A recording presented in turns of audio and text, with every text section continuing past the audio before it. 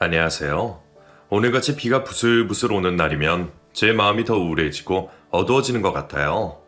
제가 이렇게 변하게 된 것은 두 번의 아픔이 있기 때문인데요. 모두 다 다른 사람에게 받은 상처였어요. 제가 여자를 보는 눈이 없는 건지 아니면 사람에게 잘 속는 성격인 건지. 여하튼 저는 지금까지 살면서 두 번의 여자를 만났고 두 번의 여자에게서 상처를 받아 이제는 또 다른 사랑을 하는 것이 두렵기까지만 한 상태예요. 저는 학창시절 공부만 하던 모범생이었어요. 제가 어렸을 때 아버지와 사별을 한 어머니가 저 하나 잘 키워보겠다고 동분서주 발을 동동거리며 굳은 일도 마다하지 않고 혼자서 저를 키워주셨기에 저는 어머니에게 보답해드리기 위해 공부를 열심히 할 수밖에 없었어요. 다행히 저는 성적도 잘 나왔고 어머니는 그런 저를 보며 힘든 일을 해도 힘들지 않다고 말씀하셨어요.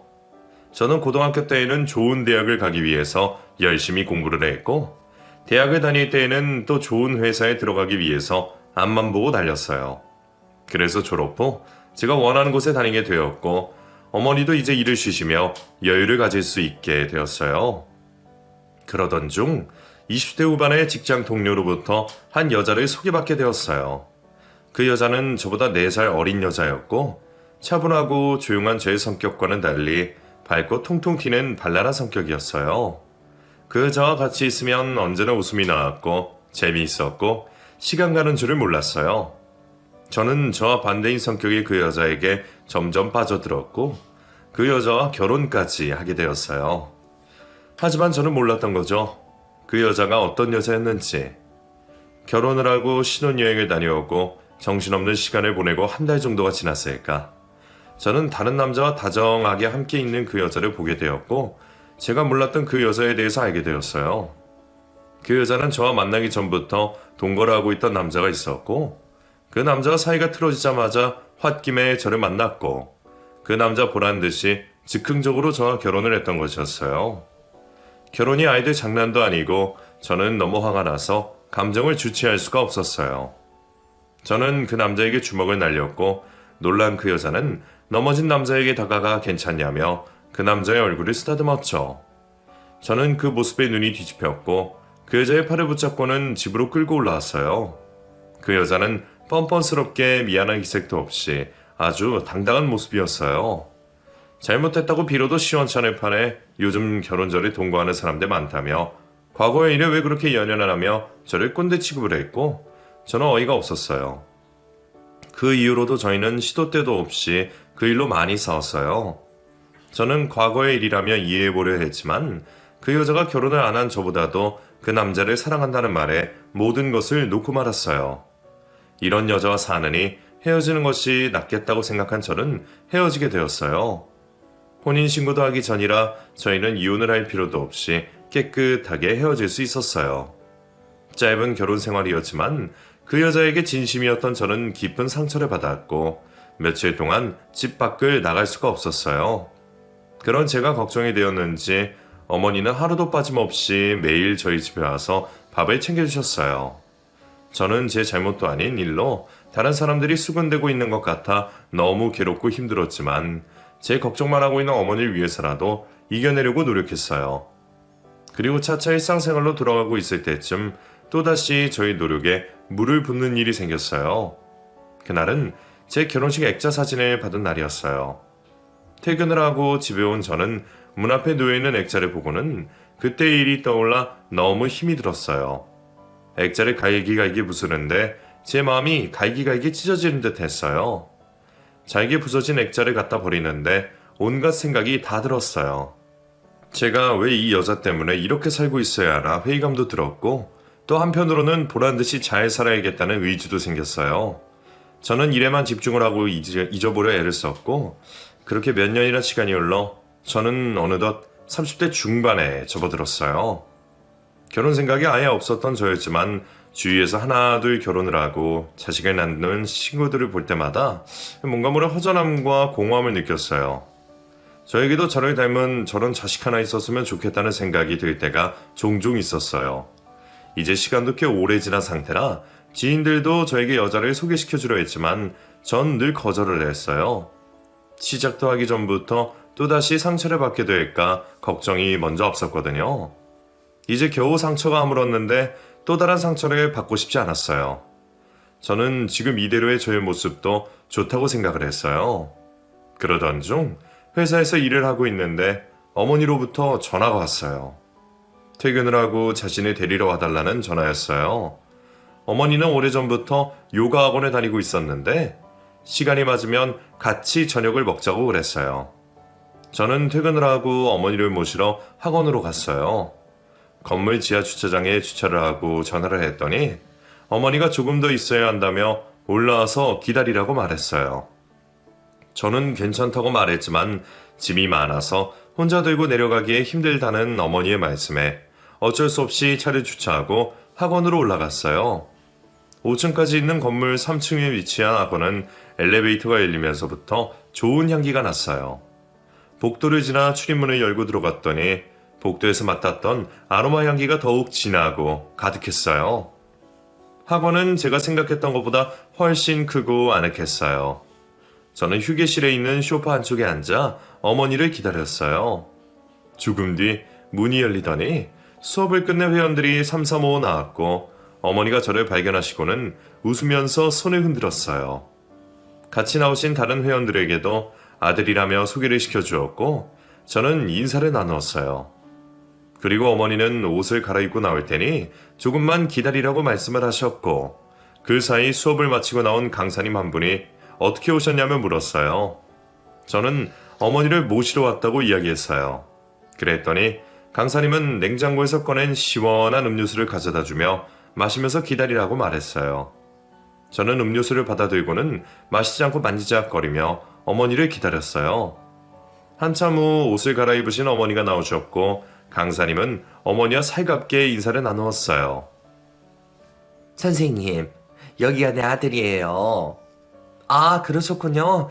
안녕하세요. 네, 안녕하세요. 오늘 같이 저녁 먹고 가려고 내가 이쪽으로 오라고 그랬어요. 그러셨구나. 선생님도 다음 수업 없으면 우리랑 같이 가요. 아니에요. 남아서 정리할 것이 있어서요. 이왕이면 아드님한테 비싸고 맛있는 거 사달라고 그러세요? 그래야지. 그럼 내일 봐요. 네, 조심해서 들어가세요.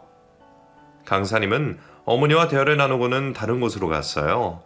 어머니와 저는 지하 주차장으로 가서 차에 탔어요. 그리고 작은 종이 가방 하나만 달랑 들고 계신 어머니에게 이걸 들어달라고 위로 올라오라고 한 거냐며 투덜댔어요. 어머니는 저의 말에는 대답을 하지 않고서는 아까 만난 강사님이 어떠냐고 물으셨어요. 저는 그냥 그렇다고 대답을 했고 어머니는 저녁을 먹는 내내 강사님에 대해서 이야기를 했어요. 학원 건물이 부모님 건물이고 그 학원 역시 강사님이 운영하는 거라며 젊은 나이에 성공했다며 자랑을 늘어놓았어요. 저는 누가 봐도 어머니가 그 강사님과 저를 이어주려고 한다는 것을 알 수 있었고 어머니가 희망 고문하지 않게 당분간은 누군가를 만날 생각이 없다고 확실하게 이야기를 했어요. 어머니는 누가 만나라고 그러냐며 자신이 다니고 있는 학원 강사에 대해서 이야기하는 것 뿐이라고 말을 돌렸어요. 저녁 식사를 하고 저는 어머니를 집에 모시다 드리고 집으로 돌아왔어요. 그 이후로도 어머니는 몇 번씩 저에게 전화를 해서 데리러 오라고 하셨고 그럴 때마다 저는 그 강사님과 인사를 나누었어요. 어머니는 그 강사님과 한번 만나보는 것이 어떠냐며 넌지시 저에게 물었고 저는 거절을 했지만 어머니는 계속해서 저에게 이야기를 하셨어요. 상처를 받는 것은 알겠지만 모든 사람들이 다 그년처럼 그런 것은 아니라며 그건 더 잘 되기 위해서 액땜했다고 생각하면 된다고 저를 설득하셨어요. 저는 하는 수 없이 딱 한 번만 만나보겠다고 말을 하고는 약속 장소로 나갔어요. 며칠 뒤 주말, 저는 약속한 장소로 나갔고 강사님을 만났어요. 강사님은 요가복을 입고 있을 때와는 또 다른 느낌이었어요. 긴 원피스에 머리를 풀고 있으니 다른 사람처럼 느껴졌어요. 저는 자리에 앉아 음식을 주문했고 서로 이야기를 나누었어요. 저희 어머니 때문에 난감하셨죠? 아니에요. 어머니가 아드님 자랑을 엄청 하시더라고요. 그래서요? 네. 그래서 저도 어떤 분인가 궁금했어요. 요가는 언제부터 하신 거예요? 처음에는 관심이 없었는데 대학 졸업하고 취업도 잘 안 되고 그때 다니고 있던 요가원에서 소질이 있다고 한번 해보는 게 어떻겠냐고 하시는 바람에 어쩌다 보니 이렇게 됐어요. 멋지신데요? 제가요? 다른 사람 가르치시는 일은 베테랑이 아니고서는 힘드시잖아요. 그렇게 생각해 주시니 고마운데요?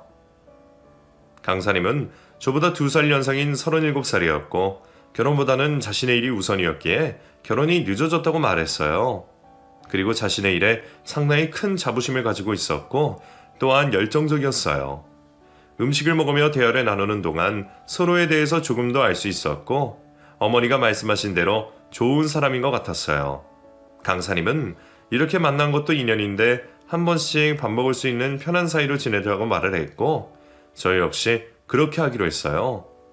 어머니의 성화에 오늘 한 번만 만나자 생각하고 나왔었는데 의외로 대화가 잘 통하는 것이 다른 사람의 마음을 편하게 하는 매력이 있는 것 같아 한 번 더 만나보고 싶은 생각이 들었어요.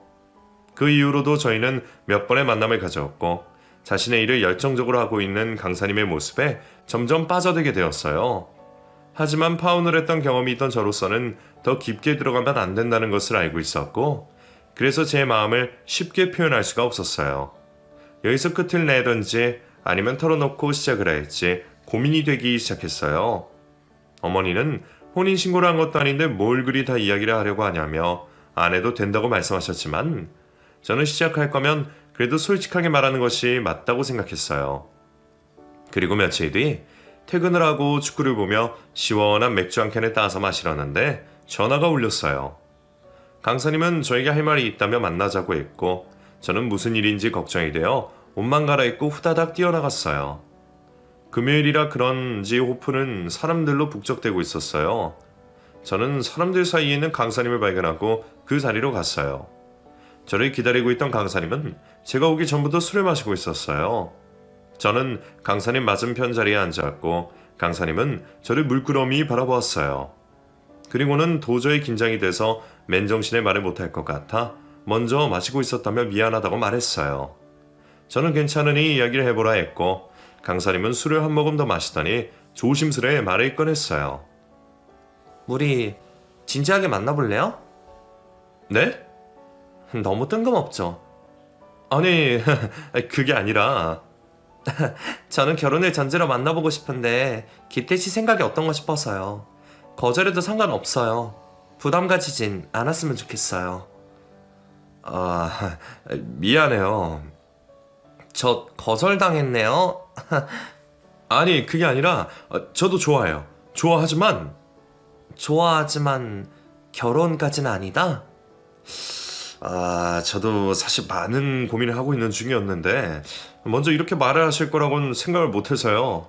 제가 사실 20대 후반쯤 결혼을 한번 했었어요. 네? 놀라셨죠? 결혼을 하고 2달 만에 헤어졌어요. 그때 상처가 커서 다른 사람을 만난다는 것 자체가 너무 힘들었는데 제가 또 이렇게 사랑을 하고 있네요. 무슨 이유인지 몰라도 큰 상처를 받으셨나 보네요. 네, 그때는 아주 많이 힘들었죠. 그 상처 제가 낫게 해드릴게요. 네?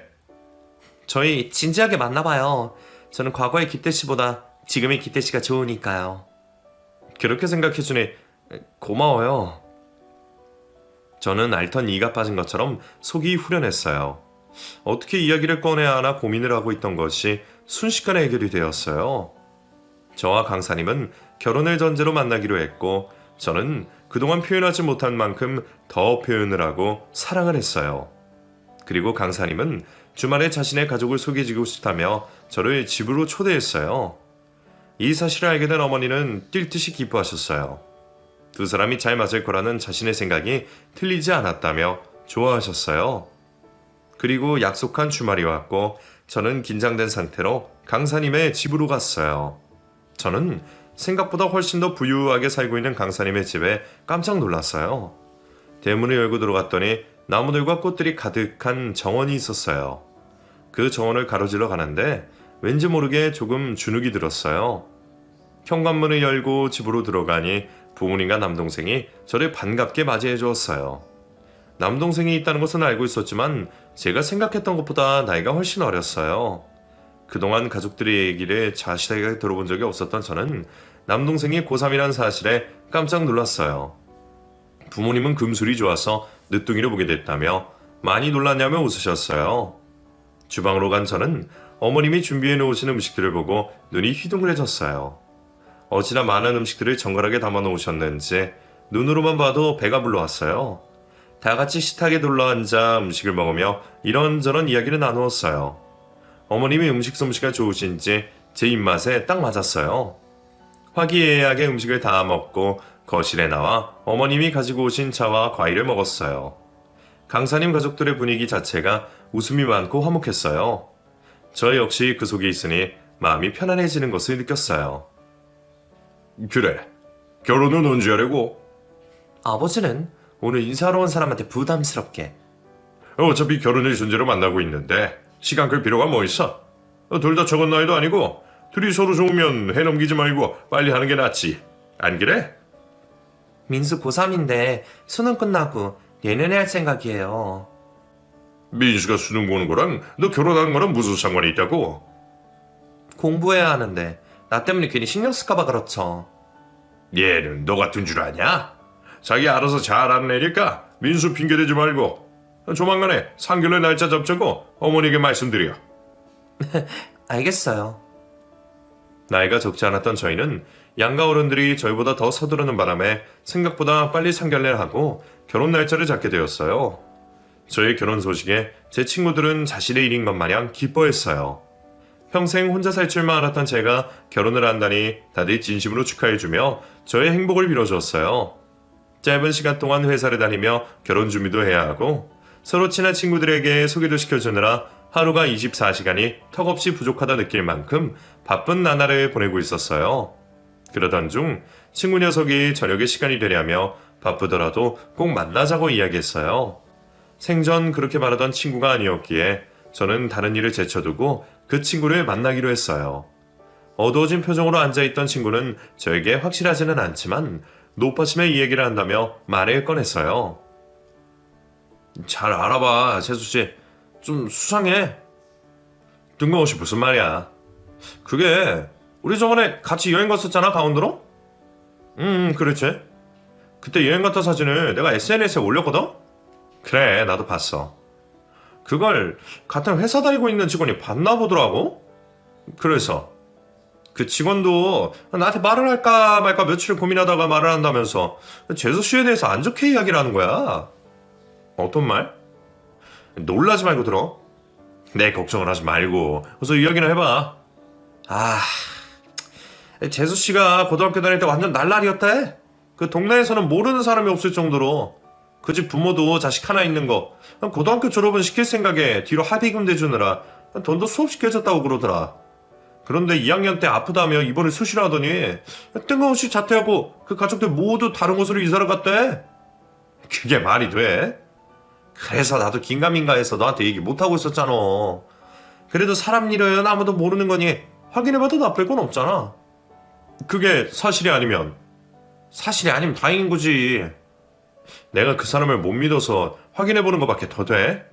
야, 그게 지금 중요하냐? 돌다리도 두들겨 보고 건너라고. 내가 생각해도 이상하긴 해. 그렇게 사고치는 자식을 졸업은 시켜보겠다고 사방팔방 뛰어다닌 부모가 뜬금없이 자퇴를 시킨다고? 이게 상식적으로 이해가 되니 너는? 친구의 말을 들은 저는 맥주를 벌컥벌컥 들이켰어요. 친구가 왜 저에게 저런 말을 하는지는 저도 잘 알고 있었어요. 제가 한번 여자에게 당한 상처가 있기에 또 같은 상처를 받지 말라는 뜻에서 하는 이야기일 거예요. 하지만 지금의 모습과는 너무 다른 예비 신부의 과거 이야기가 믿기지가 않았어요. 집으로 돌아온 저는 찝찝한 마음에 한숨도 잘 수가 없었어요. 다음날 저는 무거운 마음으로 웨딩드레스를 맞추러 가기 위해 예비 신부의 집으로 갔어요. 들어와서 차 한잔하고 가라는 어머님의 말씀에 집에 잠시 들렀어요. 어머님은 선약이 있어서 같이 못 가는 바람에 웨딩드레스를 입은 딸의 모습을 못 본다는 것에 많이 아쉬워하셨어요. 차를 마신 저희는 더 늦기 전에 예약한 샵으로 이동을 했어요.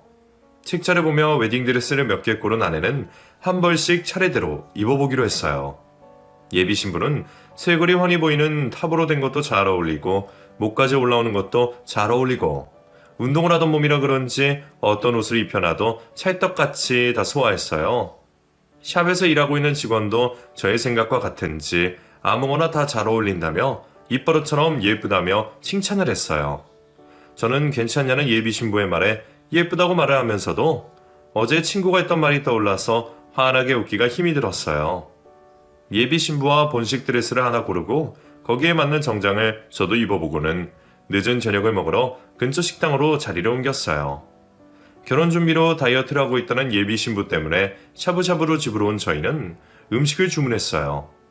예비 신부는 오늘 웨딩드레스를 입으면서 있었던 일을 깔깔 웃으면서 쫑알쫑알 저에게 늘어놓기 시작했어요.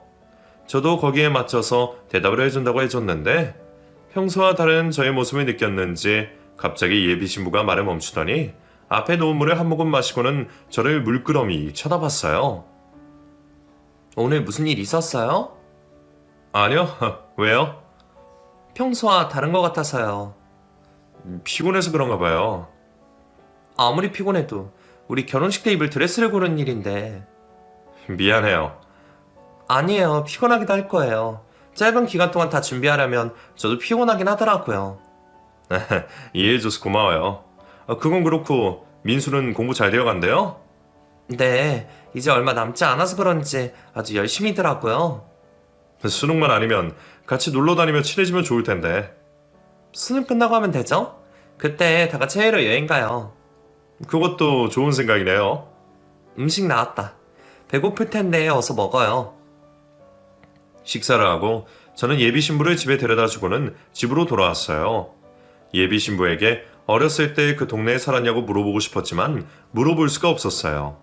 그냥 물어볼 수도 있는 말인데도 이상하게 뭔가를 확인하기 위해서 물어보는 게 자꾸 마음에 걸려서 물어볼 수가 없었어요. 친구의 말은 계속해서 귓가에 맴돌고 그렇다고 예비 신부를 확실하게 믿지도 못하는 것 같고 저는 침대에 누워있다가 벌떡 일어나서는 옷을 챙겨서 차를 타고 다시 예비 신부의 집으로 갔어요. 집에서 조금 떨어진 곳에 주차를 해놓고 숨을 깊게 들이쉬며 잠시 생각에 잠겼어요. 그때 멀리서 공부를 마치고 돌아오는 남동생을 발견했어요. 남동생은 앞에 가는 두 사람에게 달려가며 엄마라고 불렀고 앞에서 걸어가던 두 사람은 몸을 돌렸어요. 어머님과 예비 신부였어요. 그들은 서로 반갑게 인사를 나누며 집으로 걸어갔고 집 앞에서 남동생을 먼저 들여보냈어요. 그리고는 두 사람은 집 앞에 있는 편의점에서 음료수를 2개 사더니 공원 안에 있는 의자에 앉아서 음료수를 마시면서 이야기를 나누었어요. 그리고 그 자리에서 저는 제가 몰랐던 진실을 마주하게 되었어요. 엄마, 고마워요. 뭐가? 민수 저렇게 잘 키워주셨어요. 얘가 또 그런 소리 하네. 누가 들으면 어쩌려고. 지금 여기 우리밖에 없는데 누가 듣는다고요. 그래도 자나깨나 입 조심해. 그동안 나 때문에 마음고생 많았죠. 그래, 네 아버지랑 그때만 생각하면 아이고 아직도 아찔해. 그땐 제가 철이 많이 없었어요. 괜찮아. 이제 다 지난 일인데 뭘. 부모님에게 항상 죄송하고 고마워요. 그걸 알면 이제라도 잘 살면 돼. 그럴 거예요. 두 사람의 대화를 듣던 저는 이상함을 느꼈고 두 사람의 대화에 더 귀를 기울였어요. 취서방이 아무리 좋은 사람이라도 절대로 이야기하면 안 된다. 평생 이야기 안 하고 살 수 있을까요? 왜 못 살아? 지금까지도 아무 문제 없었는데. 지금처럼만 살면 돼. 연애할만 할 때는 몰랐는데 막상 결혼하려니 마음이 무겁네요. 네가 그러면 어떻게 해? 마음이 단단히 먹어야지.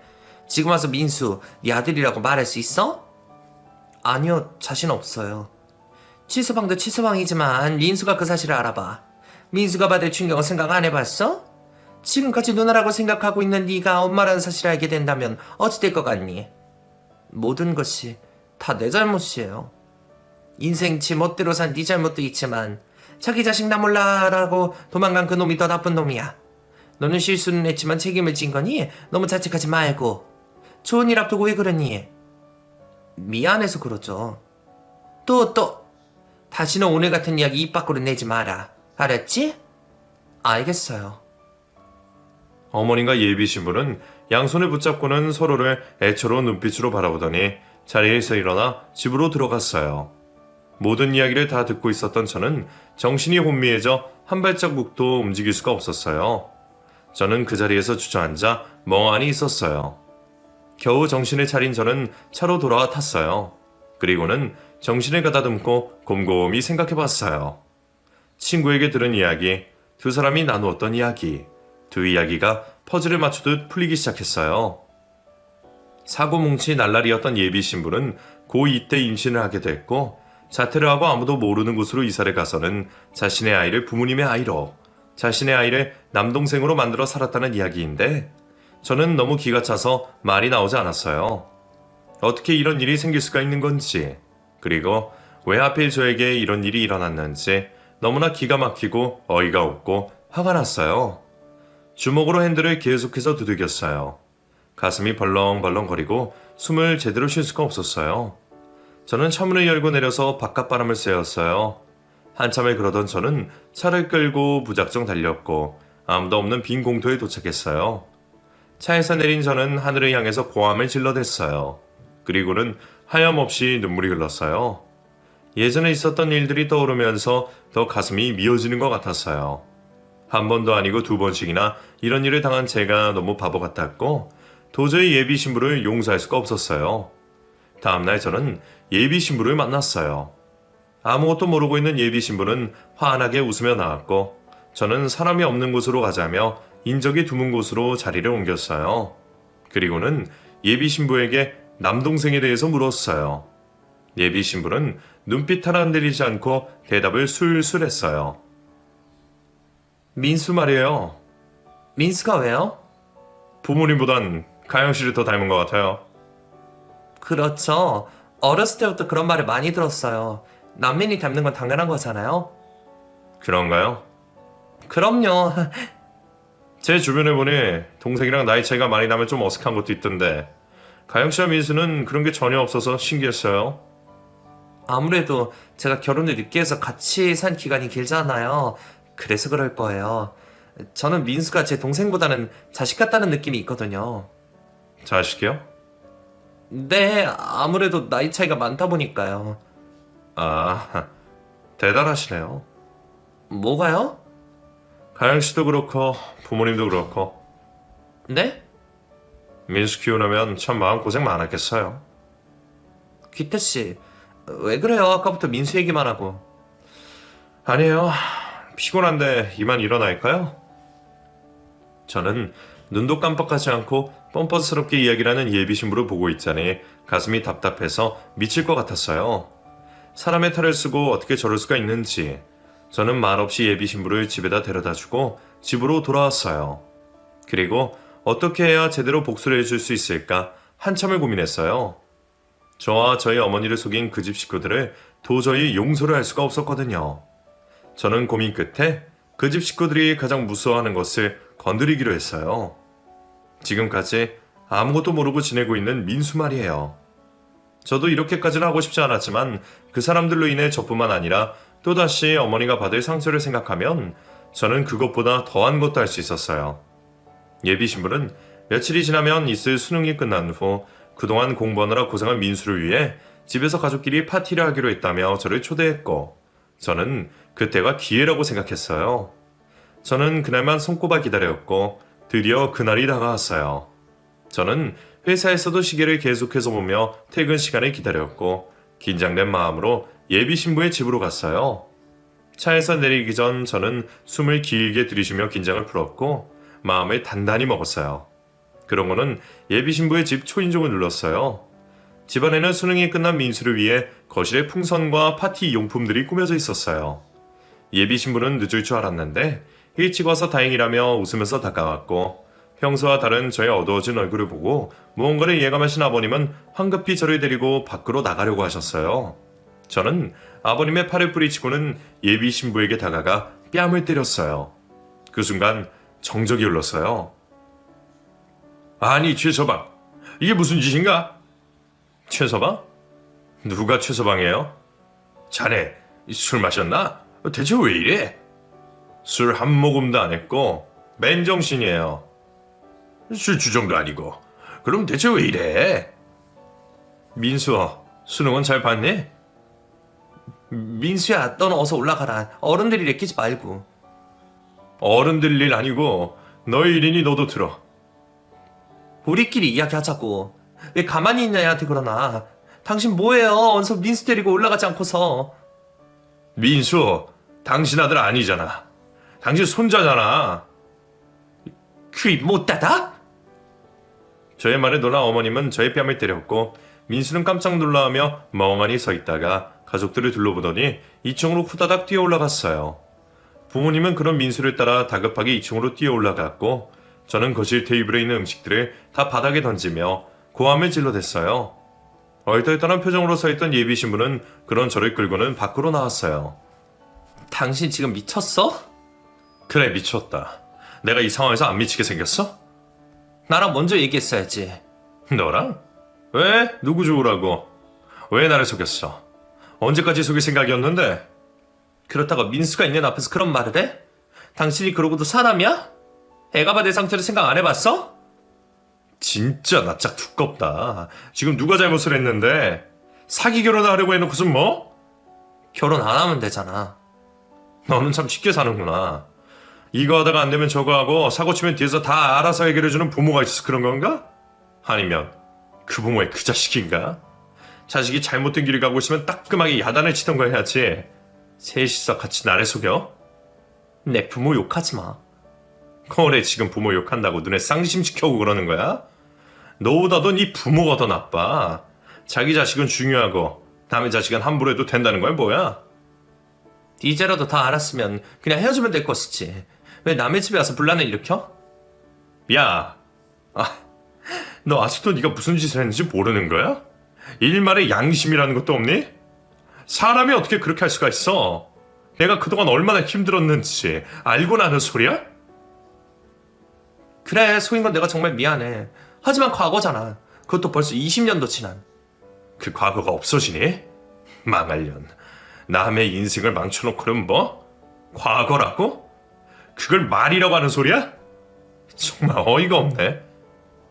미안해, 미리 말했어야 했는데 말할 자신이 없었어. 20년 동안 숨기고 살아왔는데 지금 와서 들춰낼 순 없었어. 그냥 지금처럼 아무도 모르게 우리 가족만 입 다물고 있으면 아무 문제가 없다고 생각했었어. 하지만 이건 아니지. 적어도 민수 앞에서는 이러면 안 됐던 거잖아. 꺼져. 너같이 뻔뻔한 년이랑은 더 이상 말하고 싶지 않아. 저는 화가 부글부글 끓어오는 것을 억누르며 차에 올라탔어요.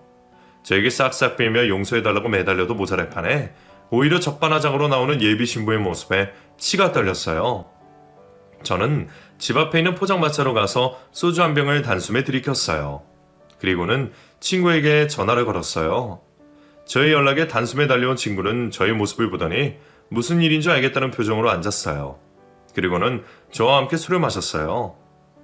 그렇게 한참이 지난 후 친구는 아무 말도 하지 않는 저에게 이런 일이 일어나지 않는 것이 좋았겠지만 그래도 결혼 전에 알게 돼서 다행이라며 위로해 주었어요.